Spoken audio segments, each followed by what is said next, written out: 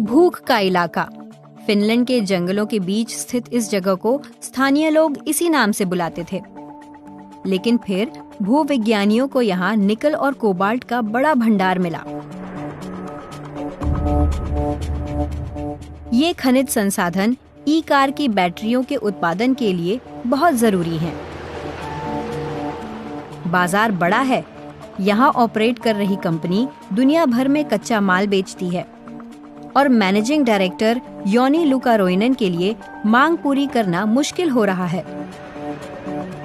उनकी company Asia और खासकर चीन को निर्यात करती है। वे इसे बदलना चाहते हैं। निजी तौर पर मेरी इच्छा है कि हम बैटरियां बनाने के लिए जो कच्चा माल बना रहे हैं उसका ज्यादातर हिस्सा जर्मनी, फ्रांस या स्वीडन में बन रही कारों में इस्तेमाल हो।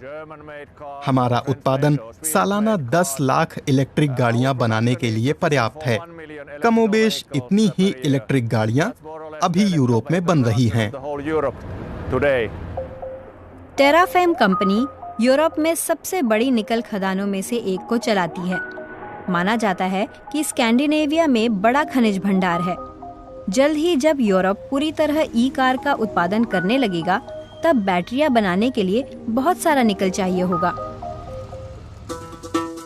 अब तक चीन ई कार की बैटरियों में लगने वाले कच्चे माल के बाजार पर हावी रहा है। ग्रेफाइट रिफाइनिंग का 100% काम और ज्यादातर मैंगनीज प्रोसेसिंग चीन में होती है। कोबाल्ट, निकल और लिथियम रिफाइनिंग का भी बड़ा हिस्सा वहीं होता है। ये खदान 60 वर्ग किलोमीटर से ज्यादा में फैली है।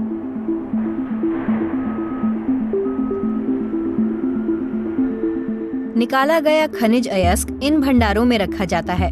ये नम और गर्म हैं और भाप छोड़ रहे हैं। ऐसा इसलिए कि जीवाणु पत्थरों से खनिज संसाधन निकालने में मदद करते हैं।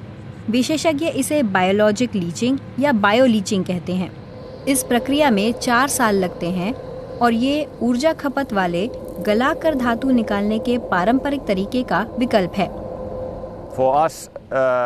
हमारे लिए कार्बन फुटप्रिंट बहुत अहम है। हमारे कार्बन फुटप्रिंट का औसत इंडस्ट्री के सामान्य औसत से करीब 60% कम है और हमारे ग्राहकों के लिए ये बेहद जरूरी पक्ष है।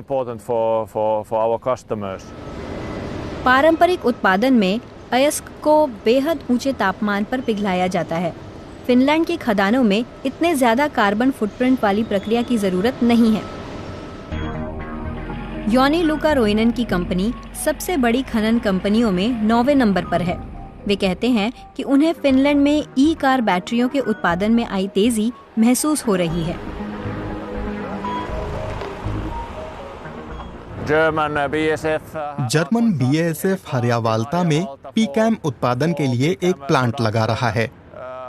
बड़े उत्पादकों में से एक यूनिकोर भी फिनलैंड में सक्रिय है।